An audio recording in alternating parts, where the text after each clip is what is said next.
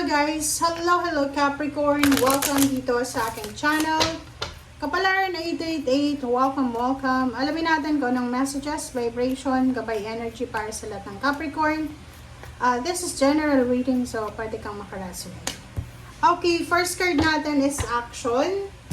Action, Capricorn. Number 17 is 8. Sinasabi ng baraha sa'yo dito na kailangan mong maging mabilis sa pagkilos. Bakit ganun? Tingnan natin.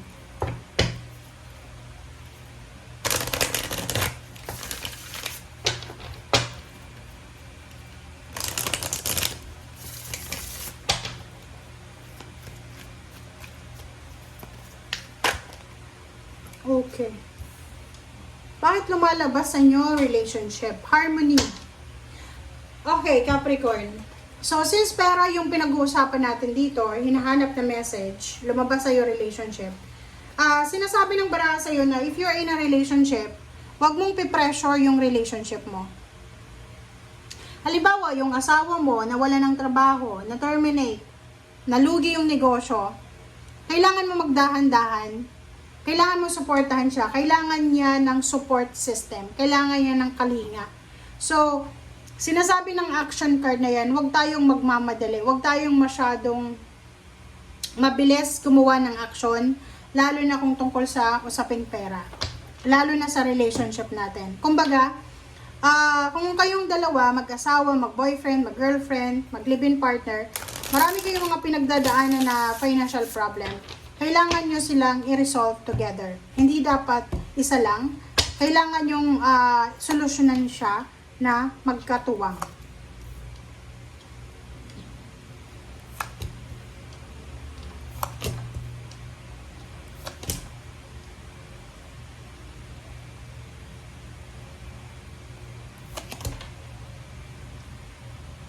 Okay. So, 7 of Wands, Queen of Coins, and 10 of Cups.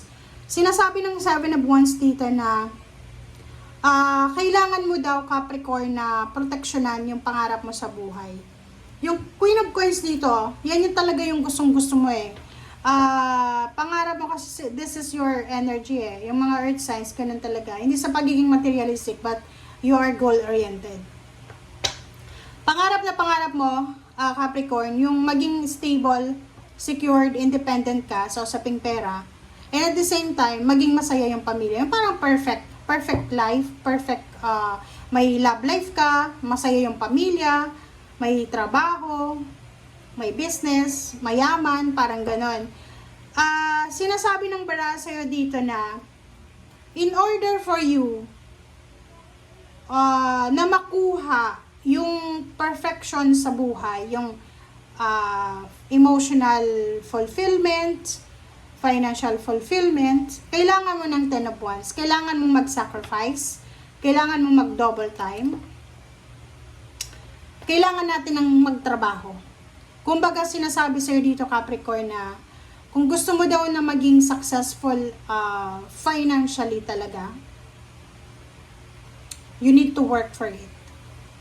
Okay? Parang ang sinasabi ng baraha sa'yo, trabahuin mo daw.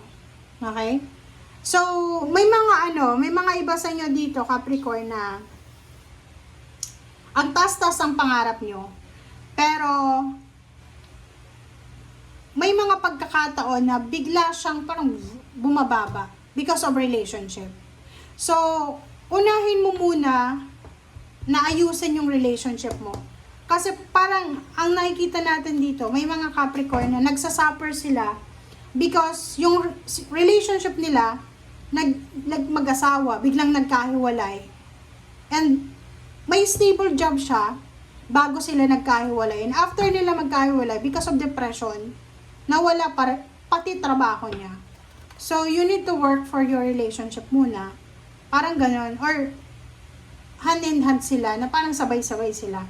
So, 7 of Coins, sinasabi ng baraha sa'yo na huwag kang mag-alala, Capricorn.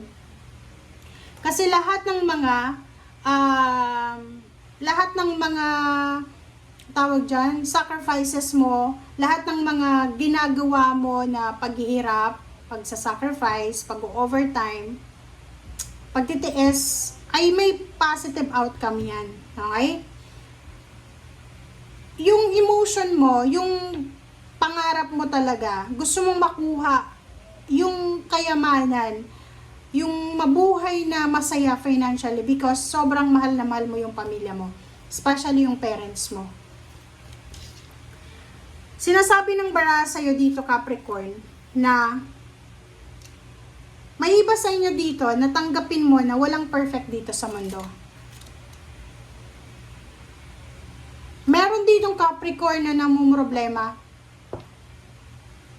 Hindi siya makagawa ng action, hindi siya makapagdesisyon because yung relationship niya ay nasa depressive na situation. Like for example, may asawa ka, may plano kang mag-abroad, may plano kang magpakalayo-layo para maghanap ng trabaho. Hindi mo maiwanan yung asawa mo because yung asawa mo depressed. Or yung asawa mo maybe may sakit. Parang ganon. So, ang energy mo na to,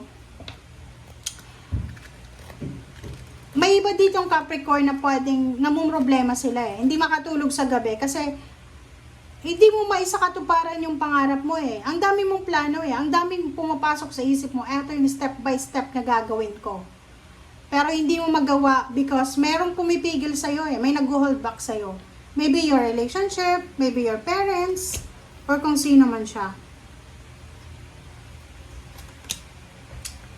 Sinasabi ng bara sa'yo dito, Capricorn, na if you're in a relationship, hindi ka na masaya sa relationship mo.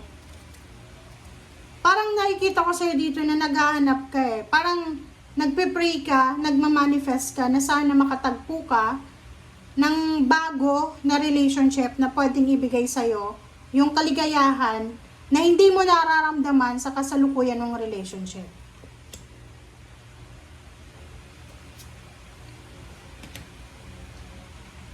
Kaso, ang nakikita ko sa'yo dito, yun ang nasabi ko sa'yo, ayusin mo muna yung relationship mo bago ka pumasok sa isang relationship. Diba? Relationship. Kasi nakikita ko sa'yo dito, ang taas talaga ng pangarap mo eh. Sobrang taas ang pangarap mo. And, possible kang makipaghiwalay sa kasalukuyan ng karelasyon because kailangan mo maghanap ng tao na, yung tao talaga na, yung pangarap mo na relationship, financially stable na relationship, emotionally stable na relationship. Pero, babalik at babalik ka pa rin sa ex mo. Parang ganito. Ang gulo ng baraha mo, guys.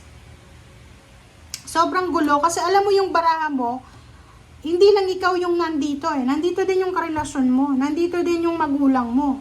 Nandito yung pangarap mo. May mga gusto ka dito. Like, ang nakikita ko dito, isang Capricorn na in a relationship siya for 4 years, 5 years. Tapos, ngayon nagsawa na siya. So, gusto niyang makipaghiwalay. Pero hindi niya magawang hiwalayan kasi pwedeng naaawa siya, nagigilty siya. Ang gusto niya kasi may magkaroon ng bagong relationship na financially stable, na masaya, na matupad niya lahat ng pangarap niya. But, ang Six of Cups dito sinasabi, babalik at babalik ka sa kanya. Okay? So, thank you guys for watching. Bye!